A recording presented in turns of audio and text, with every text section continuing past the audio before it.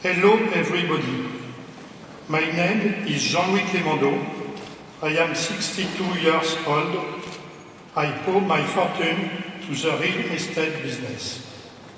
The financial autonomy this business brought me gave me full freedom to realize my dreams and take up the challenge I set for myself.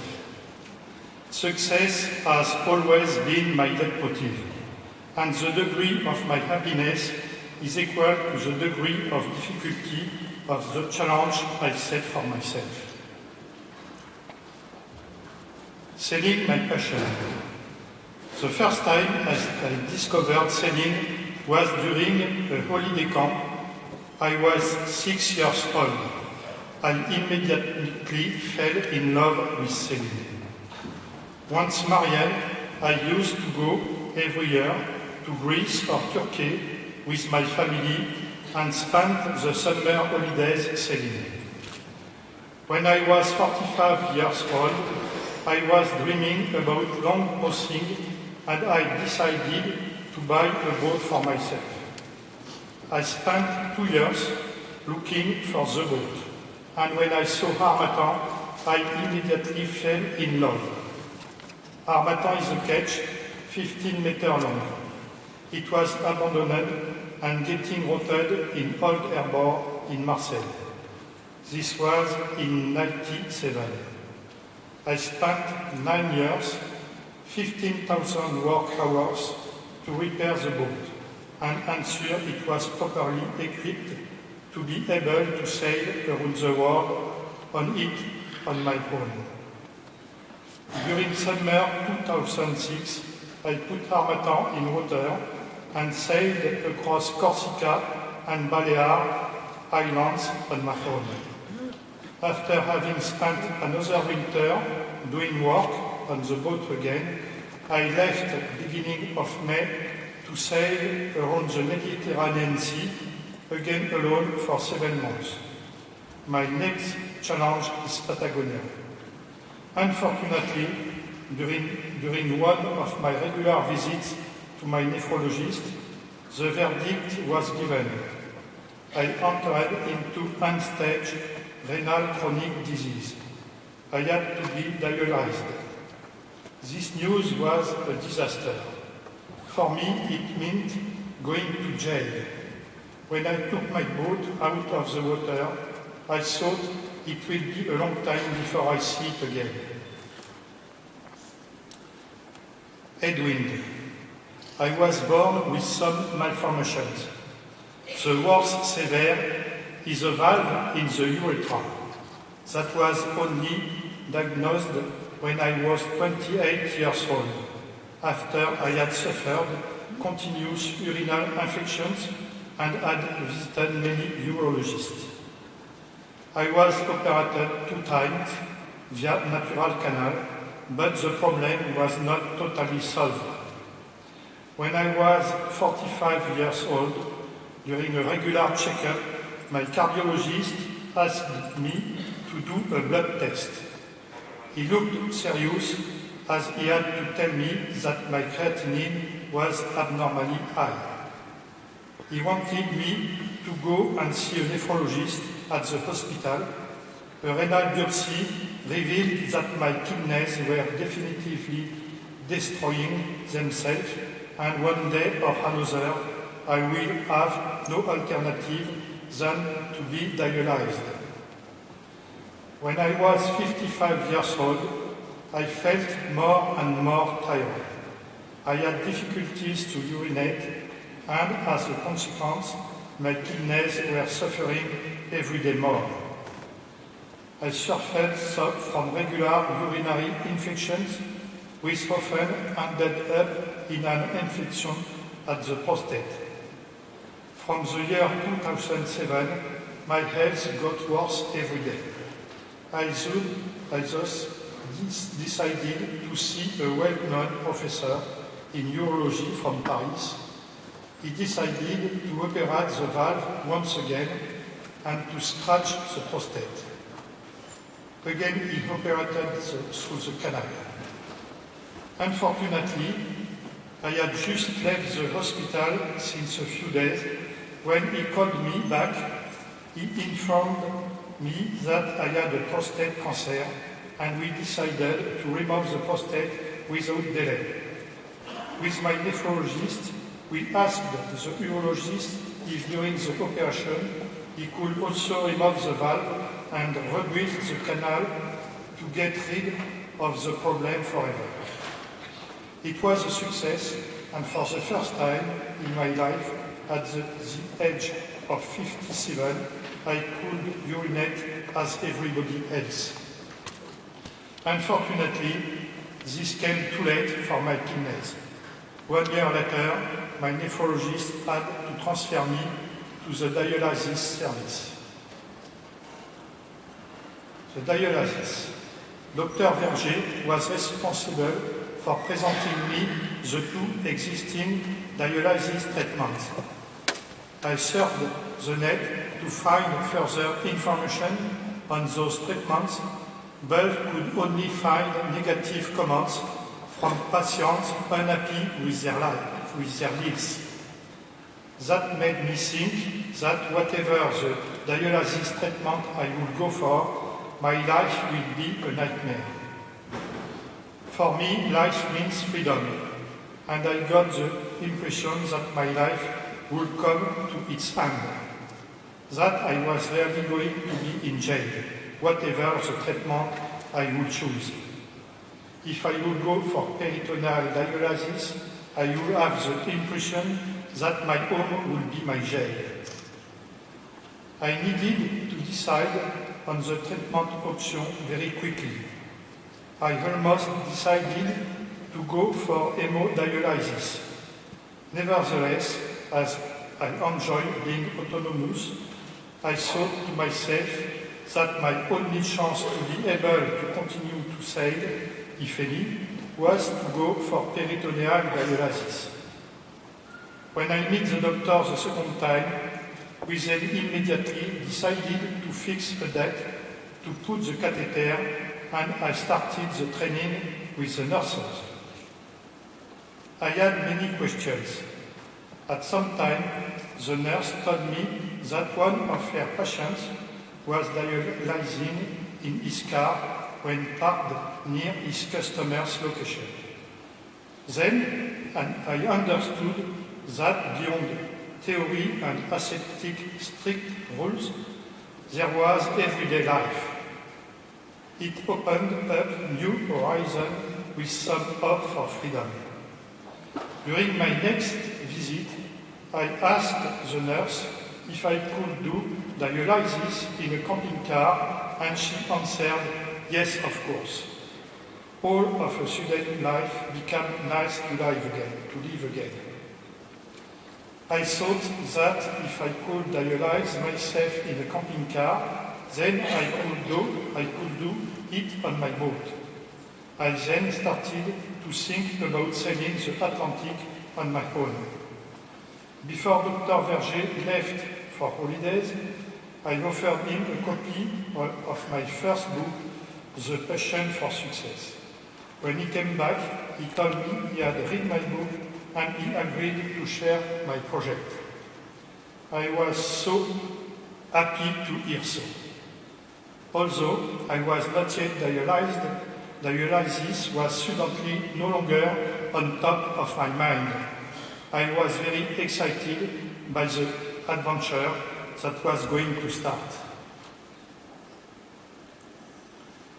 The preparation of the adventure. When you sail, there are specific routes to follow and specific times to respect. For example, in order to sail across the Atlantic, you first need to go from Marseille to the Canary Islands at the latest beginning of October. The issue for me was that we were already beginning of August.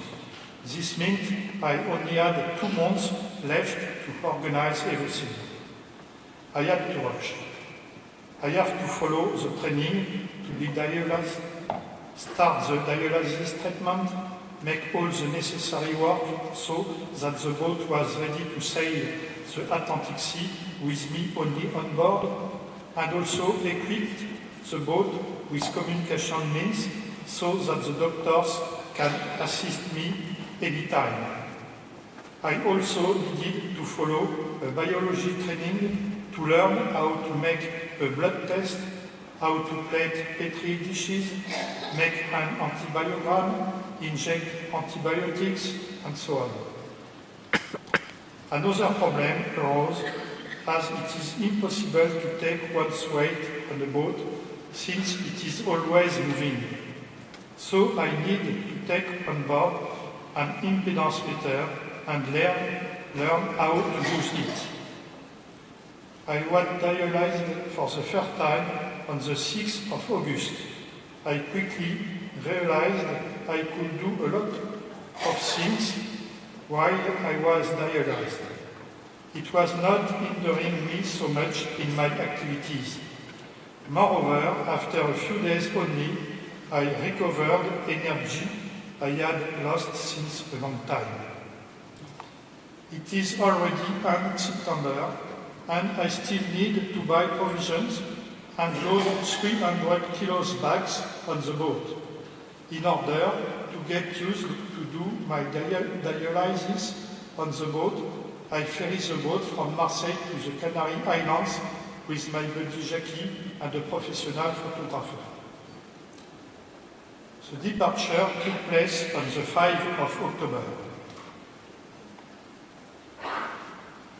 From Marseille to the Canary Islands. We live in AVC with a lot of wind. The last days are extremely busy, very stressful, and I am tired. I have to do my dialysis inside of the boat as per the instructions given to me.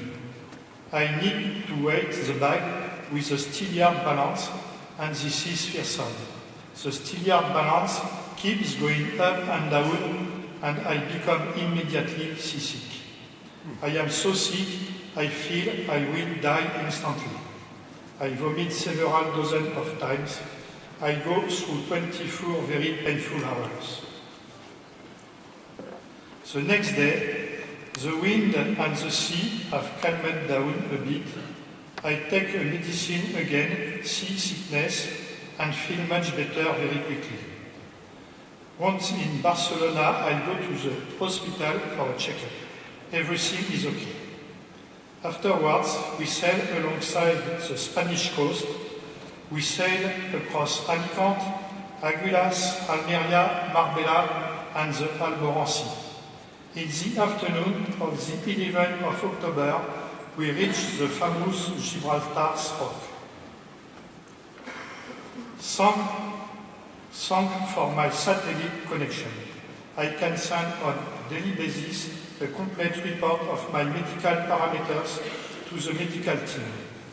We cross the Strait of Gibraltar and stop for supplies in Tanger Harbor, in Morocco. We arrive in Lanzarote on the Canary Islands on 18th of October after having spent 12 days on sailing.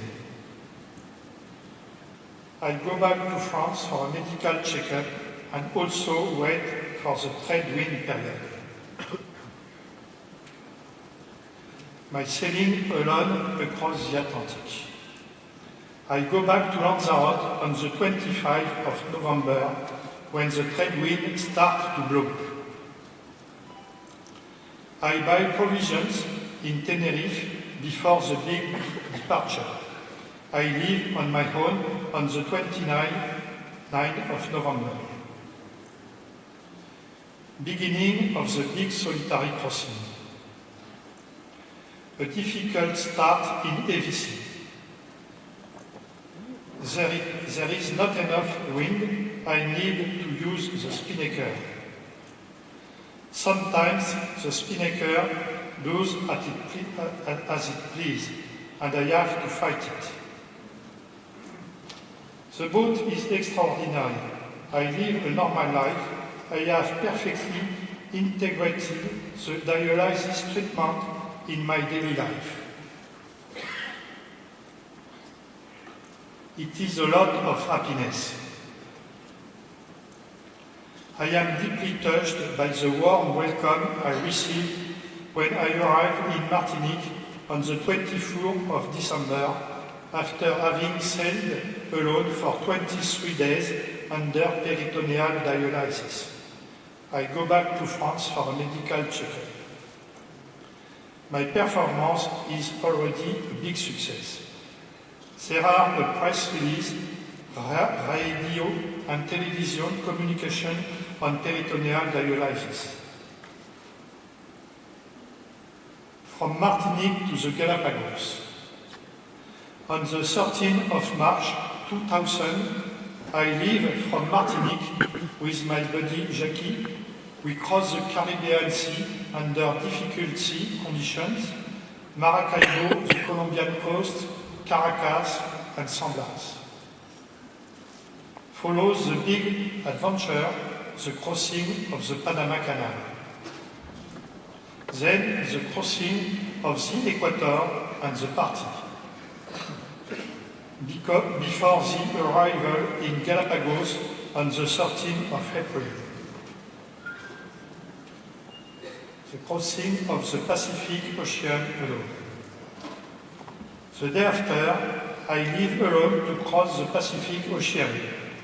This is tough, heavy sea, very windy. I arrive in Marquis Islands 18 days later, almost a record. I arrive at Hivaoa in the morning of the 8th of May with a tremendous storm. Then I go to Tuamotu. And finally, I arrive in Tahiti on the 25th of May. My picture, together with an article on peritoneal dialysis, is already published in the local newspaper. I go back to France for medical checkup. From Tahiti to Singapore. I leave alone on the 29th of July to do a 3-month crossing.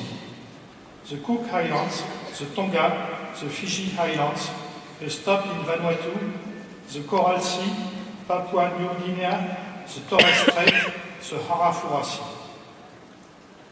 I have to face a lot of difficult situations. A malfunction in the autopilot steering system, the main halyard gets stuck on the mast. I stop in Darwin, Australia, to load 400 kg of dialysis bags to cover a 2-month treatment period.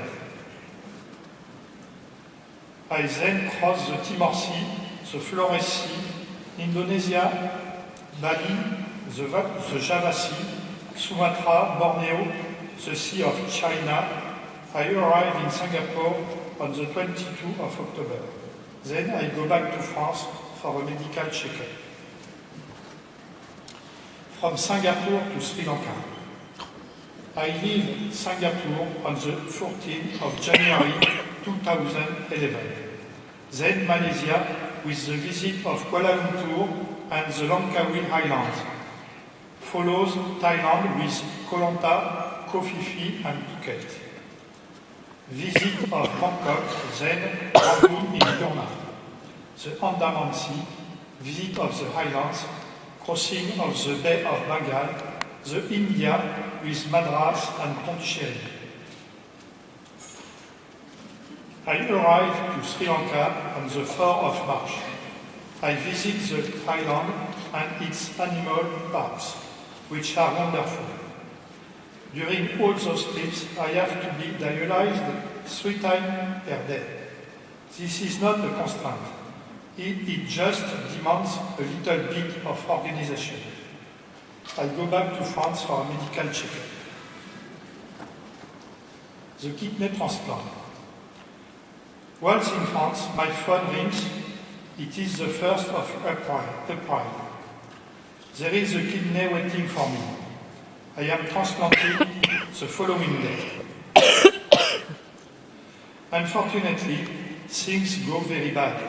1/3 of the kidney becomes necrotic at the level of the renal pelvis.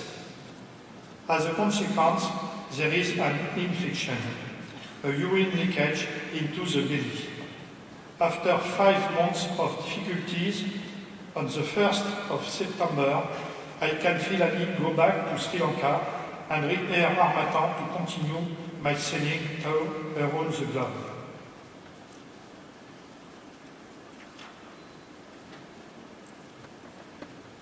From Sri Lanka to South Africa.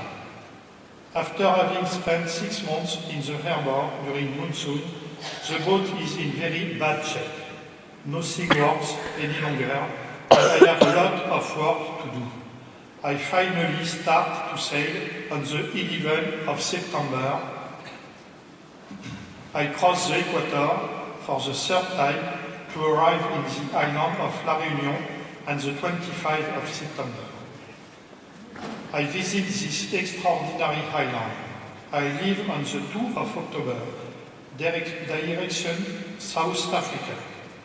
The crossing is extremely difficult with a succession of storms and periods of dead calms. I arrive in Richards Bay in South Africa on the 6th of November. I visit an animal reserve. This will be one of my dearest memories. I go back to France for a medical checkup. From Richards Bay to Cape Verde Islands. I come back to South Africa on the 10th of January 2012 to do a new crossing alone that will last for 3 months. This is the most difficult itinerary, the most dangerous place in the world with vertical waves that reach 20-meter height. I repair the boat and leave from Richards Bay on the 20th of January. Then Durban, Mossel Bay, Cape of Good Hope and Cape Town. I leave Cape Town on the 19th of February to arrive in St. Helena on the 4th of March. The crossing was pleasant with southeast trade wind. Visit of St. Helena. I visited with French consul the house where Napoleon Bonaparte lived. I leave on the 9th of March, direction Cape Verde Islands. I cross the equator a new time. Then it is doldrums, followed by a violent trade wind coming from northwest. Arrival in Mindelo on the 3rd of April. Then I return to France for a medical checkup. From Cape Verde Islands to South Britannia. Back to Cape Verde on the 28th of May. Visit of the island. I leave again on the 11th of June towards Azores. I arrive at Horta on the 24th of June. Now that I have been transplanted, I can do some sightseeing. I visit the islands and go back to France a month later on the 25th of June. I arrive in Concarneau on the 8th of August for the 3rd anniversary of my first dialysis. Beginning of September, I arrived in La Rochelle, where I will be the guest of honor for the great nautical exhibition which occurs from the 19th to the 24th of September. Conclusion. I have been dialyzed for 20 months, but my lifestyle has not been impacted at all. The only big constraint was the logistic side. I had no peritoneal infection. Also, my dialysis were done in the most unlikely places. For many years, I thought that once I would have to be dialyzed, my life would stop. But on the contrary, those 20 months have been the most beautiful of my whole life. Now I am transplanted. This is great. I became a totally normal human being. exactly like I was never ill before. I recovered 100% of my physical condition and I am totally free to do what I want. We need to fight so that future dialyzed patients have the possibility to inform themselves on the existing method of dialysis so that they can get a realistic opinion about what a life under dialysis means in order to enable them to make an informed choice. This is why I set up an association called Living with Dialysis, so that patients, whatever treatment they use, have the opportunity to make impartial testimony about their daily life.